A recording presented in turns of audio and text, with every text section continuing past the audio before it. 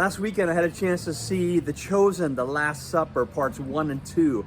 And this is my review of it. It was like a religious experience.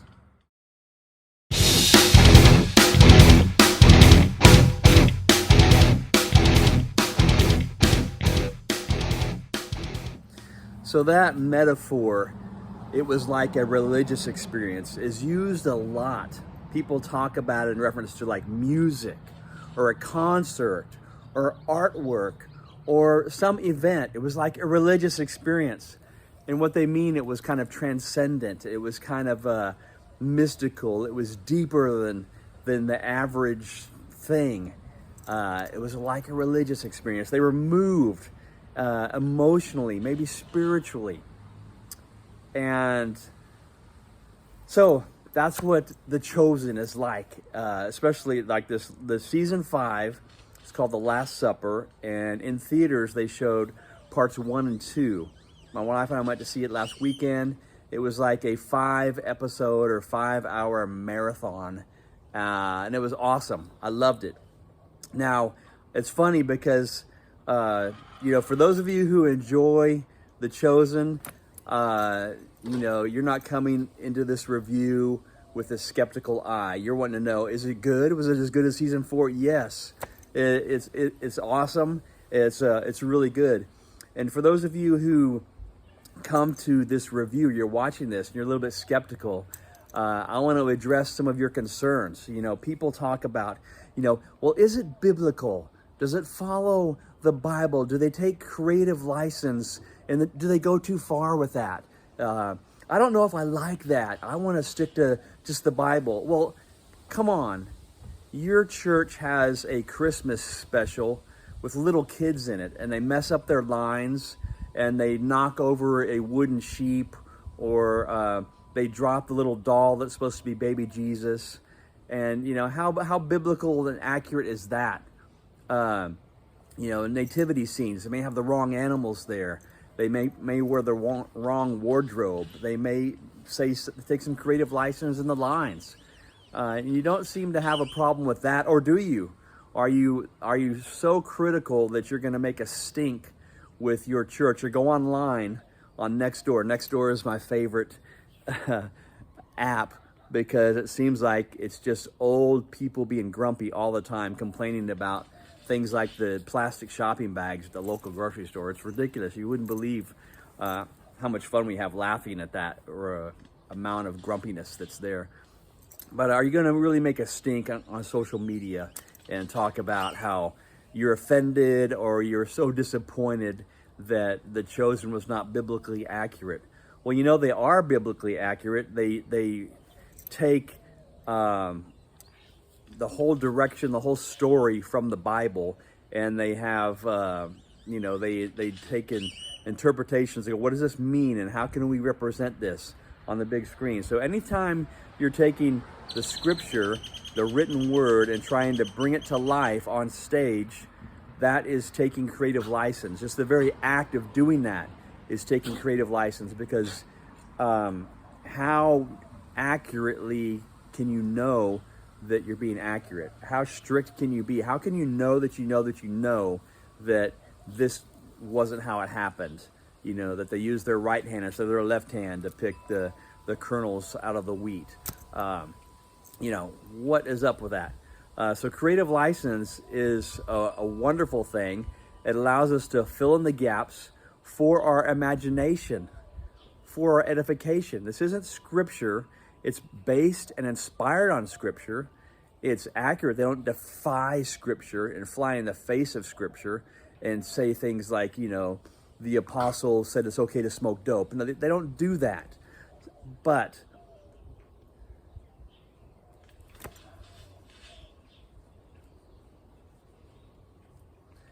if you want an example of a biblically accurate portrayal of the life and times of Jesus, there's this DVD that came out in a movie called Matthew. And all of the dialogue came from scripture. They didn't add extra language or extra sentences. They took their dialogue from scripture. And this is, people refer to this Jesus movie as the smiling Jesus, because the the actor who played in this production called Matthew, which is taken from the book of Matthew, and that's where all the dialogue comes from. It's a wonderful, I really love that DVD. And it's really cool that it's biblically accurate. All the dialogue is from the Bible.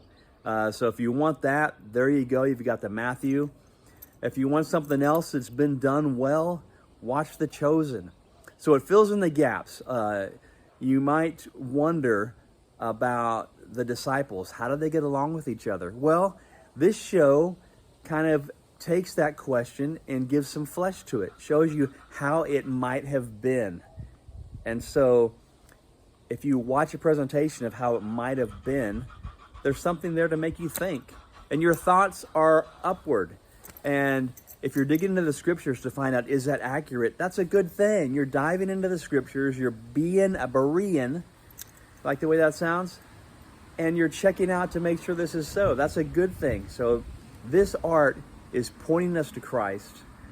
This art is based on the Bible.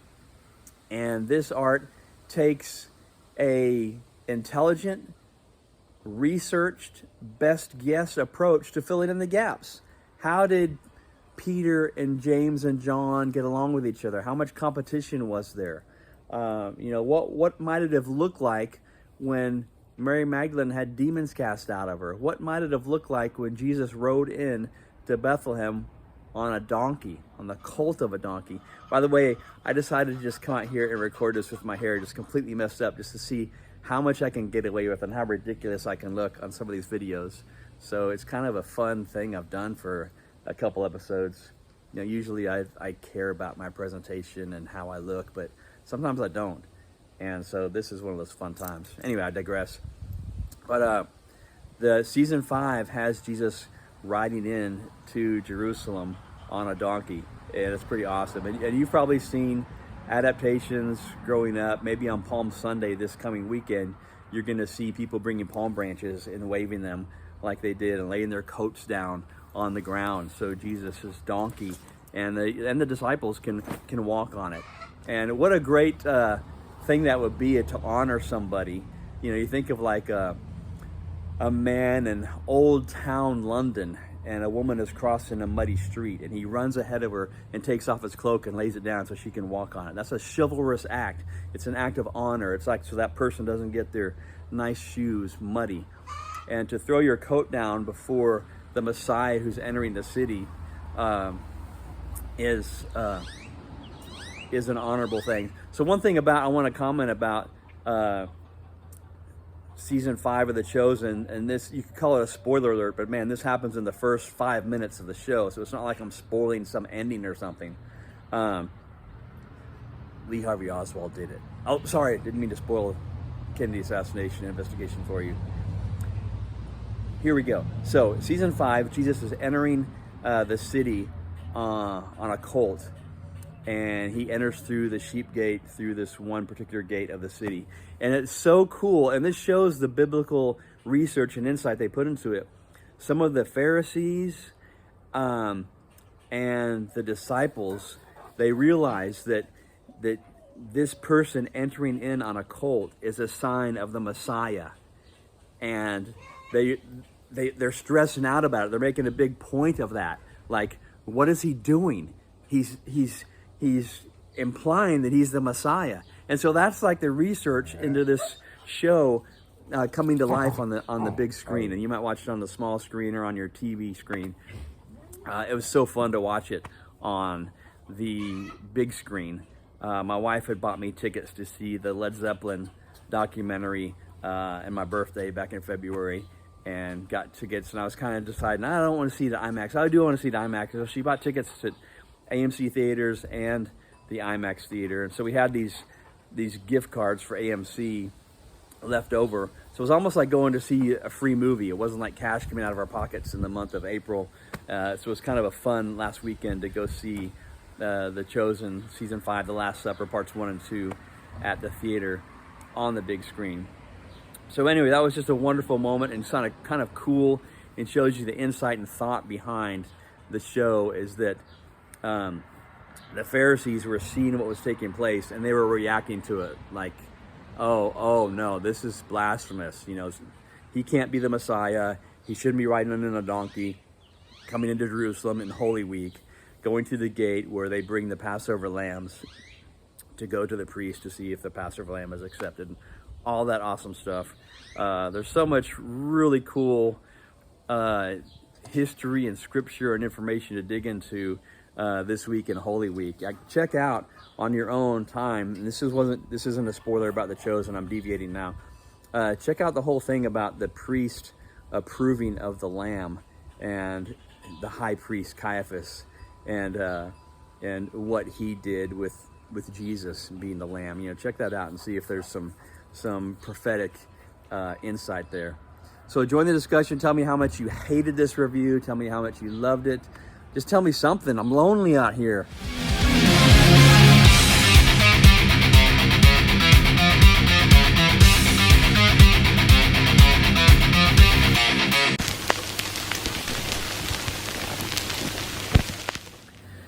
Oh yeah, there's one thing I think is really good to add to a review of The Chosen when you're addressing the critics. And so critics of The Chosen, you have some criticism or complaining. Why don't you do something better? These people have devoted time, money, effort, skills, resources to making this. If you think you can do it better, do it. Rock stars on God, caught in the fire, searching for me.